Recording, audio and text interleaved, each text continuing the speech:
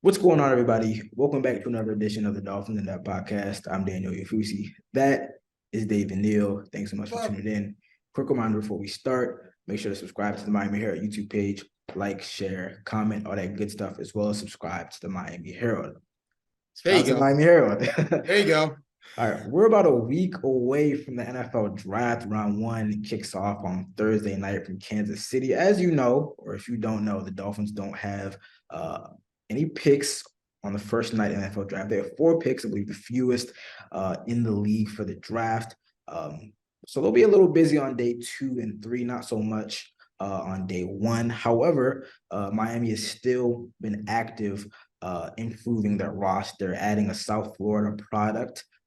They've also been linked more to a top running back in the NFL. Now it's kind of interesting. We're going to get to that as well as discuss the first quarterback of the 2020 draft class, Jalen Hurts, signing a long-term extension, actually the richest extension in NFL history.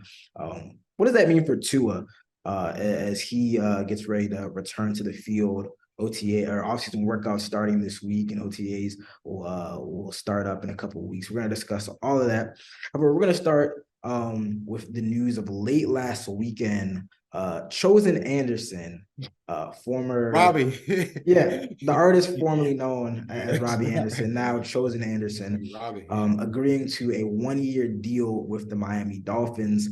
Grew up in South Florida. I believe he went to South Plantation High School.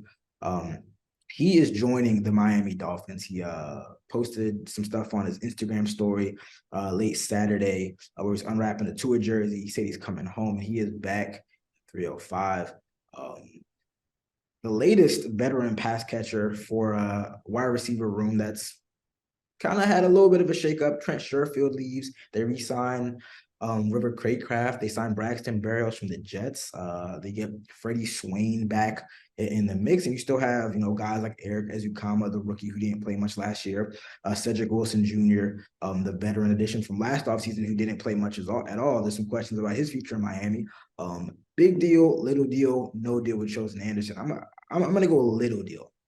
I kind of was kind of confused at this move, to be honest. When some of the rumors started percolating on social media, as tends to happen with these deals.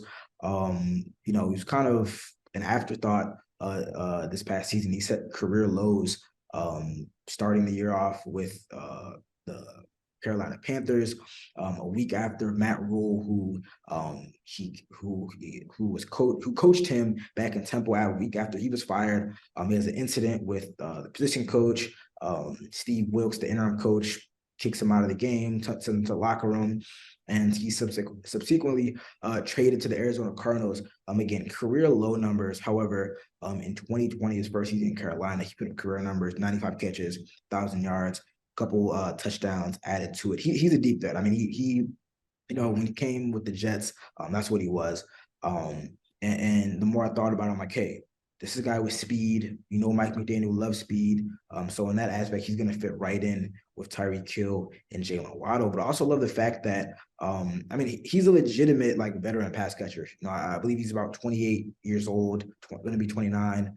The Dolphins really don't have a lot of depth behind Jalen Waddle and Tyreek Hill. God forbid one of those guys gets hurt, which wasn't the case this past season, but God forbid, that really takes away a lot of what the Dolphins want to do. I mean, the engine of that offense is Tyreek Hill and Jalen Waddle. So for me, it's a 1-year deal. Dolphins don't have a lot of money, so I'm sure that they're not giving him a ton of money. It might be a vet minimum type deal. So there's no guarantees he's even going to make the roster. But if he does, that's a veteran guy who could step in if one of those guys gets hurt. If not, it's good depth regardless. Big deal, little deal, no deal for Chosen Anderson. Nice deal. Nice deal. Because look, it's 1 year. You're not risking anything. You're very, very low risk. As you said, probably low. It's low money.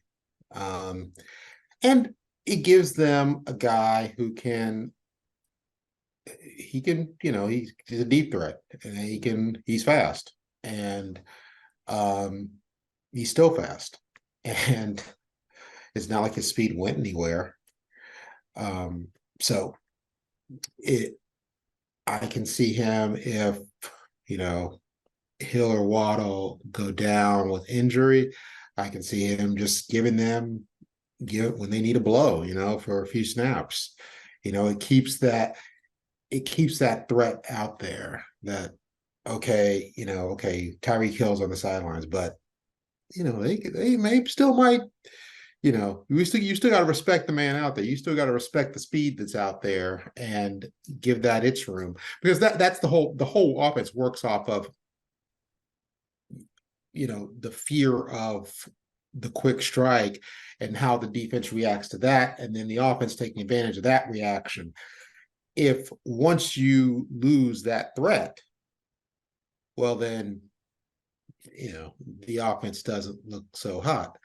And Robbie Anderson, I think, keeps that threat in the game. And even if like I say, if Tyreek Hill or Jalen Waddle are on the sidelines, and if I don't know how well he can play inside. Yeah, he took some slot snaps, maybe about But 30% a year. So I he would can be do it. interested if he makes the roster. I would be interested in a few snaps. I'd have him out there in a 3 wide receiver set with them and watch watch defensive back start throwing up and going. So yeah, nice deal. And then it's like low risk for the Dolphins. Yeah. So what's if it doesn't work out, it doesn't work out. And the Dolphins haven't lost anything. The only person who's lost anything is chosen nay Robbie, who's lost to another team, in the NFL and lost another year off his career. But I have to think. I can't believe he's like, I don't think he's washed or burned out or slowed. I mean, he's a heck of a number 3 wide receiver. I'll say. I mean, if you Yeah, have a guy, yeah, he's 29 right now. So I mean, if you have a guy who yeah. just about 2 seasons ago, he's coming off an 1,000-yard season, and if he still has that deep speed, I mean, that's a pretty dang good number 3 wide Yeah, receiver. so it's a nice deal. It's fine, and it's like I say, it adds one more element, one more possibly dangerous element if he makes the roster, and it also he is a veteran wide receiver. It'd be interesting to see the mix, and let me tell you what, a 1-year deal, you definitely know where you stand when they give you a 1-year deal, and he he can add a certain veteran presence, but he also, like, if he has any self-awareness, he knows the deal. Yeah, like He this is a knows where he time. is, and he Yeah, this is an knows. opportunity to really, really have an opportunity and take advantage of that opportunity. Right. 29. He's gotten a big deal before. He was cut by the Cardinals a couple of weeks back, about a month ago or so. So he's definitely aware. This is a big opportunity for him. Coming back home as well. And the name change is apparently about a new beginning and new things. So that's good. Could be good for both. Could be nothing for the Dolphins, bad for Mr. Anderson, and so. Yeah, nothing by any means guaranteed here. Like I said, a 1-year deal. They got a log jam with a lot of wide receivers, a lot of viable wide receivers. But again, behind Tyreek Hill, Jalen Waddle, he's definitely the most accomplished. All right, switching gears from a player that the Dolphins have already brought in to one that they could potentially bring in, have been linked to. Vikings running back Dalvin Cook. His future in Minnesota is a bit in question. He has 3 years remaining on a 5-year extension he signed in 2020. Only $2 million in base salary guaranteed. There's been some rumblings that he could be traded, cut. He's looking for a new deal with some money. His agent has been talking as well. So there's a lot going on. And the Dolphins, as tends to be the case, are right in the middle of this. Bookies.com, a gambling website, they have the Dolphins as the favorites to land Dalvin Cook if he plays on a new team in 2023.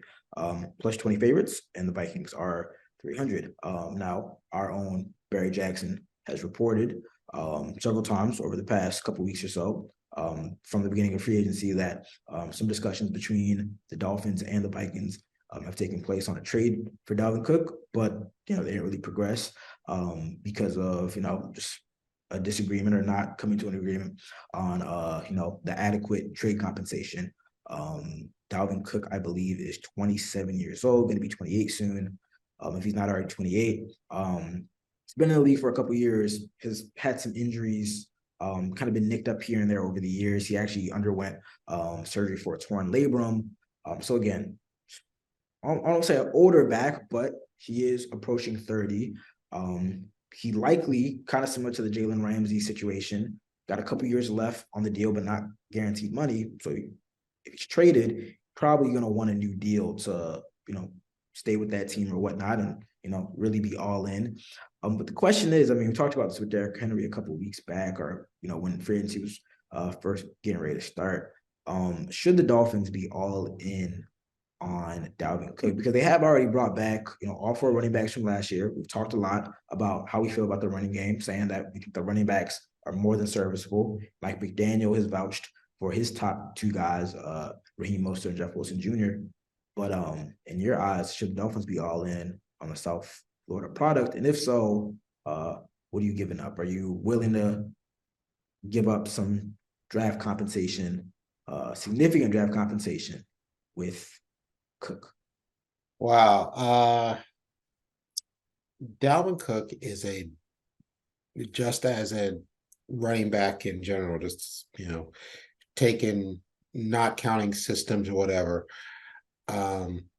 just taken in the box of them as running back. Dalvin Cook is a better running back, obviously, than anybody the Dolphins have on their roster. That is correct. That's not an insult to anybody on the Dolphins roster. Dalvin Cook is one of the best running backs in the NFL. And when he stays healthy. And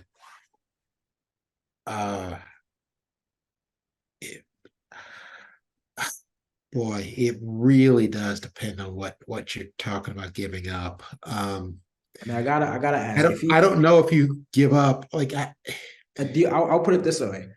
If you're gonna trade for him, I'm assuming you probably got to come off a day 2 pick. The Vikings are trading away one of the best running backs in the NFL. In addition to giving him a contract that either makes him one of, if not the highest paid running back in the NFL, and includes some sort of significant guarantee. That's my understanding, because that's what happened with Jalen Ramsey. Right. It was a little bit of a different situation because the Rams were clearly trying to get rid of veterans. They just traded Allen Robinson to the Steelers, and they're agreeing to pay for that contract, the guarantee. So that tells you where they were at. They got rid of him. They got rid of Jalen Ramsey for, I believe, a 3rd-round pick and a tight end. Hunter Long, that wasn't planned. And then the Dolphins sweetened the pot by giving him a new deal that essentially keeps him in Miami for, the next 2 years. So again, given, that they've been all in, they've invested a lot of money. We talked about that. Are you willing to do that?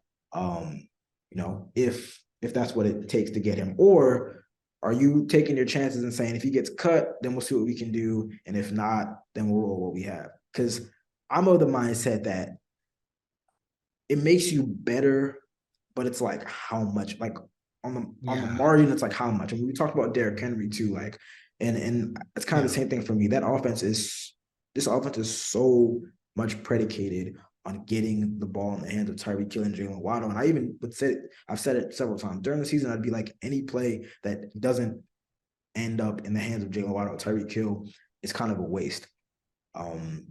Obviously, I know you can't give it to them. I think that's a way overstatement. Now I know you can't. Part of the problem is that they kept trying to put that ball in that hand, force the ball. But you know what I mean. You know what I mean. They're the crux. They're the focal point of this offense. We know that they can run the ball better. We know that they can run the ball more. But it's like, again, you got 2 guys that are averaging 4 and a half, close to 5 yards per carry. That's what Dalvin Cook was averaging last year as well. I mean, right. you And know, so how if you much more is it worth it? And I think they can make the money work if they wait it out because they're going to get $13 million from Byron Jones and on June 1. So I think they can make the money work. But in terms of like the diminishing returns, the marginal value, I know I'm kind of getting into like economics, but you know, knowing that you might have to give up some significant money, not only this year, but next year when you're already kind of tight against the it's cap, is it worth it? I know people are saying go all in, all in, all in. But you have to think about the future in some way. You can't and completely and you bankrupt the future or and you mortgage the have to future. have it's almost like there's only one football per play. And I think Dalvin Cook, yeah, he's, is he better than most? Right. Just in a vacuum, yes. Is he better in this system than they are? Probably, but as you said, how much better? It's sort of like back in the old days when you had the very old days, when you had a nice stereo system. Do you spend $3,000 on a turntable? It'll sound better. Your records will sound better. Miles Davis will sound better, but is it really that much better than what you got? Yeah. Ugh. I don't know. It, it feels like, kind of an expensive toy, and it feels like, hey, let's just slap this, all together, and I don't know, just kind of let's put this, Pro Bowl roster together, and it's all going to work out. And it's funny how often that doesn't work out in the NFL, and well, in the NHL too. But in these very team games, there's a meshing that needs to happen. And uh, if it's different when you have guys who start with a team and they all come up together and they grow together and everything. But when you start bringing pieces in and putting them together like that, it's funny how often that doesn't work out as well as it seemingly should. And like you said, like okay, here's, you look at their yards per carry last year of Mostert and Wilson, and it's right around what Dalvin Cook's yards per carry were in Minnesota. And again, he's a better running back. Is he that much a better running back in this system than they are? Like if this was a system where, they're looking to run the ball 30 times a game and, the Right. priorities were in a different way, I'd be like, yeah, okay. But it's like, all right, I'm giving a lot of targets to Tyreek Hill, Jalen Waddle. Obviously, the offense is going to be better, but it's not like Madden, and we're playing without the cap Exactly. implications and whatnot. And I think the money is definitely a sticking point. Chris Greer is always on the phone, always talking about deals. I'll say this: if I'm Chris Greer, I call the Vikings bluff. I'm not giving up a day two pick for him. For Cook, as good as he is, and then the money as well, depending on what he wants. Again, he has 3 years remaining and only $2 million in base. Like the signing bonus, he got that as soon as he signed the dotted line. But in terms of the base salary that's guaranteed, it's only $2 million over the next 3 years. So I'm 100% certain he wants a new deal. If he, regardless whether it's the Vikings, whether it's from whatever team is acquiring him, he wants a new deal. So if it's me, I call the Vikings bluff. We know how the NFL feels about running backs. I'm not giving up. I'll give up fourth rounder maybe, but a fifth rounder, and then we'll see about the financials.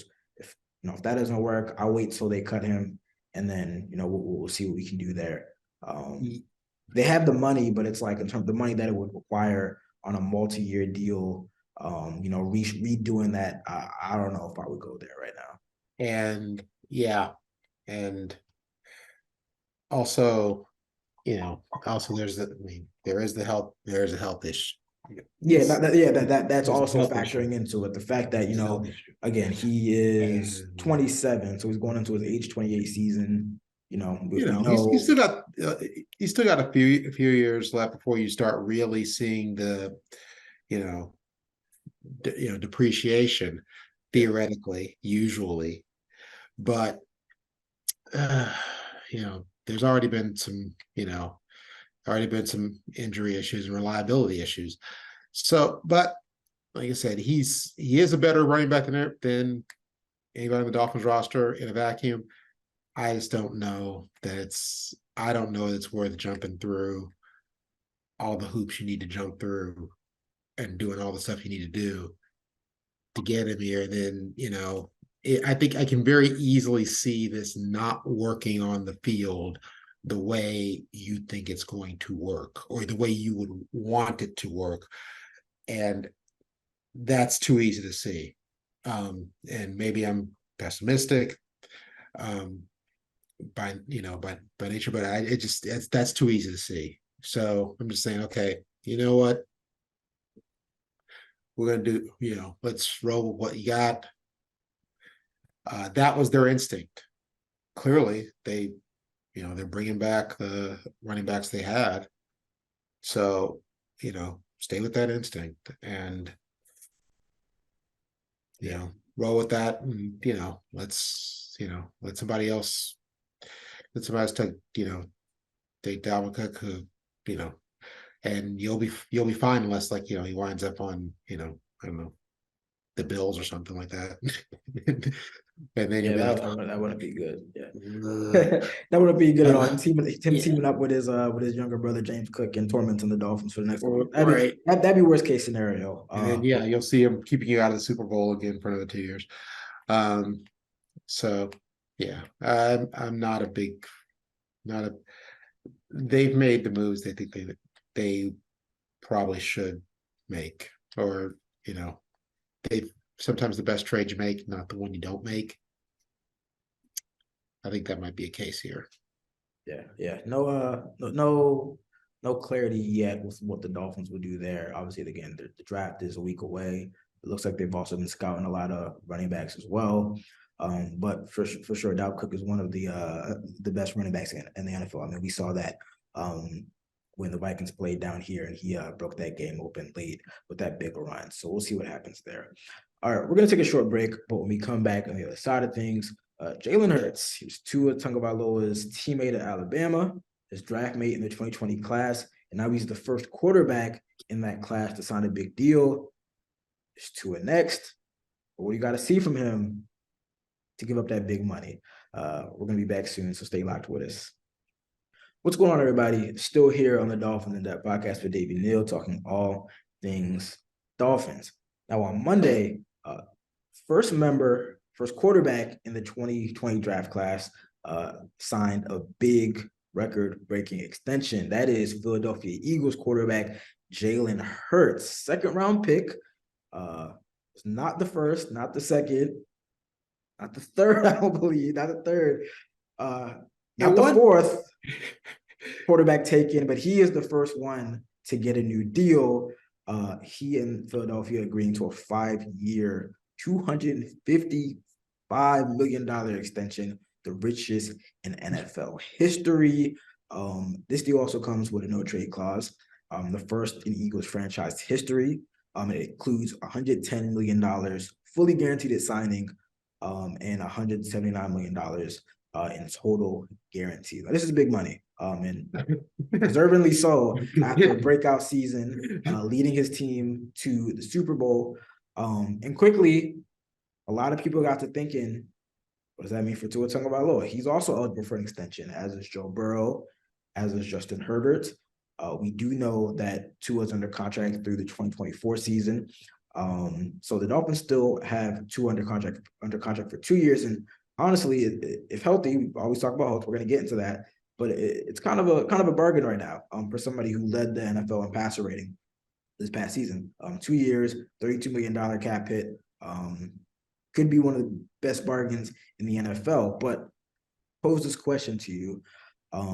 Because Tua is eligible for an extension this offseason, what do you need to see this upcoming season, how many games you need to play, what do you need to see in order to feel comfortable giving Tua that type of money? Because the ability is there, we always say it, but the fact of the matter is injuries have been a legitimate concern with him. What do you need to see in order to feel comfortable giving Tua a 5-year, $250+ million deal? 16 games. Let's start with that. 16 out of 17 regular season games. Yeah, I'll give you. I can give you a break.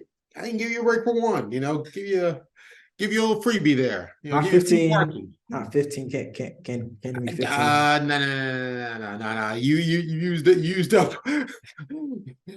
If he had played every game, or almost every game for the first 3 seasons, then you'd go with 15. Because okay, you missed 2 games. That's kind of a be considered a fluky thing. But no. You want to see at or near every week showing up. And we understand you don't want the man to play with a concussion. Okay, that's just you don't want people to play with serious injuries or with things that just puts himself in danger. You do, however, if you're going to give somebody serious money, you want good attendance. You want present every week. You don't want drama about who's who's going to be starting a quarterback and who's going to be finishing the game at quarterback. You don't want that drama. You want to know, barring something really unusual happening, I know who's going to start the game, and I know he's going to finish the game, and I know I'm going to see him again next week, and 2 weeks from now, and 3 weeks from now, and 4 weeks from now. I mean,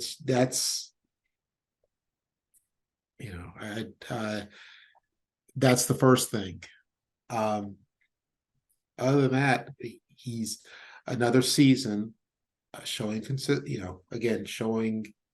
putting forth the kind of performance he did last year when he was healthy in most games, and even an improvement on that performance, because there were some games where it's like, the San Diego game comes to mind. You don't want to see that once or twice a season. So yeah, that's what you want to see. You want to see consistency of appearance and consistency of performance at a very good to great level. Yeah, I do not disagree with you at all. Might be a little more lenient on the number of games needing to be played. But yeah, I agree with you. I think that the ability will be there. I expect similar, if not an improvement on the numbers from last year, or just the level of play that we saw in 2022. Because honestly, in some aspects, especially during the peak of that play in October and November, some of the stuff Tua was doing in terms of efficiency was like actually historic. Like if you went to the deeper stats and whatnot, it was like Peyton Manning, Tom Brady level of efficiency in terms of like single season numbers. So I don't expect much drop off in terms of play, and potentially an improvement on play because it's the second year in the system, more continuity, all that stuff. I will say just overall, it makes for this year is very, very interesting. Very, very interesting because I'm not a pressure guy or the stakes, but like there is a lot of pressure on Tua. Because I like to say that perception is oftentimes, that's reality. We talk about perception, but that often comes, the narrative or whatnot. The narrative for the 2023 Miami Dolphins is that this is one of the most complete teams in the league. You have the wide receivers, you have the potential with the running game, you have the defense that's expected to be elite. The only legitimate question mark outside the offensive line, legitimate question mark outside the offensive line is like, can Tua stay healthy? And I know Barry wrote about it. Today it's like, I mean, nobody can say. Like, Tua doesn't know. We don't know. The team doesn't know. In a perfect world, he plays great. He stays on the field for just about every game, plus every regular season game, plus the postseason. Even if it doesn't end in the Super Bowl, if you lose in the playoffs or whatever, at least you have the satisfaction of knowing that he can stay healthy. Because the questions are going to be legit. Like, are these head injuries, are these concussions, just kind of a one-off or a two-off, three, or whatever you want to say, or is it like a legitimate concern? In a perfect world, team moves past that doesn't, come up again. And the Dolphins, next off season, they'll gladly go to negotiate and say, I'm not sure if they even had talks. I'm not under the impression that an extension is going to come this year in any way, shape, or form. And if I'm Tua, I probably want another year to prove, I can not only sustain this level of play, but stay healthy. Where it gets tricky is not even, well, I would say this is probably worst case scenario, truly, if you get a season like we had this past year where the play is there, but he misses, he missed 5 games, including the playoffs. Yeah. If you start to miss, 6 games, it's like, all right, we know he's there. We know he can play, but he's not available. That's where it gets tough. Because, again, they have him under contract for 2 more years. So he's going to be the quarterback for 2023. In a perfect world, he's the quarterback for 2024 on a relatively, let me find the numbers. The 5th-year option is $23 million. I mean, if you're getting high-end caliber quarterback play at $23 million, that's a bargain. So the Dolphins could, string this out for 2 years. But where it gets tough is if, you're kind of in that gray area where it's like, all right, we know you can play, but you're just not available on a consistent enough basis for us. Because not only does that continue to raise questions about Tua, you're in a middle ground, like you can't legitimately commit $250+ million. And keep in mind, the numbers that Jalen Hurts just signed, that's the new floor. I mean, when Justin Herbert signs the deal, I don't even know what that's going to look like. When Joe Burrow signs that deal, I don't know what that's going to look like. And if Lamar Jackson ever signs this deal, I mean, the $255 million and $179 in guarantees that Hurts signed, that's the floor now. So, and if Tua plays well and is healthy, you can expect he's going to ask for more because that's just how the market goes. But it gets tough if you have a situation like the 2022 season where either concussions pop up or just some other injury concern pops up that limits his availability and keeps him in and out of the lineup. So for Tua's sake, I hope he can stay healthy because I think that the play is I have no questions about the play. Will he be able to sustain it late in the season? I think those are some very legitimate questions based off what we saw last year. But I have no question that he's going to be worthy of, that discussion, those types of numbers by his play. I think his play will merit that. But, the fact is we just don't know. You said it. We've all said it. We all can admit it. We just don't know whether the concussion specifically will be a one-off or if there will be something else that may pop up and limits his availability.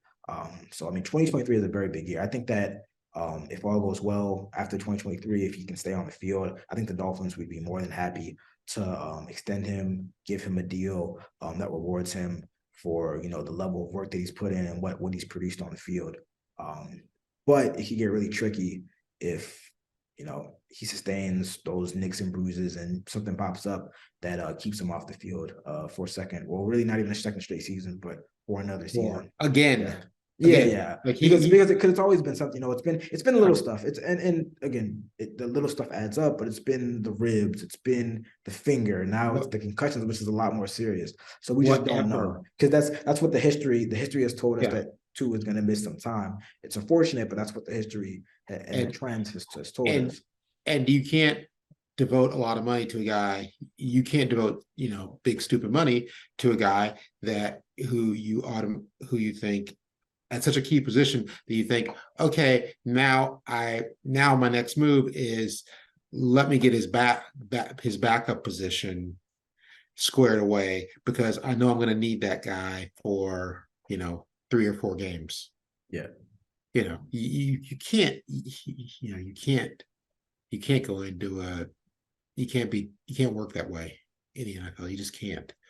You need a good backup quarterback. Everybody, you want a good backup quarterback, but you also want a backup quarterback with the thought that you're never going to use him or you're never going to need to use him, not with the thought of, oh yeah, this is going to be necessary for about 3 to 5 games a year. Yeah. No. So I mean this season will obviously, it's a big season for Tua personally, his personal finances, and obviously the Dolphins team fortunes, and that's what's going to make this awfully interesting come the fall. So Yeah, there's a lot of expectations for this team. And, I said before that Tyreek and Jalen are the focal points of this offense, with Tua, is definitely, the straw that makes, makes it all go, that stirs it all together. We saw how this offense struggled when he was out of the lineup. And I think that you could point to a lot of stuff. I think it's truly a testament to how well he runs this offense when he's in the lineup. So we'll see. I know the offseason workout program started Monday, so we should be speaking to him very soon, as well as the Dolphins' top decision makers as they come together for their pre-draft presser with the draft just a week away.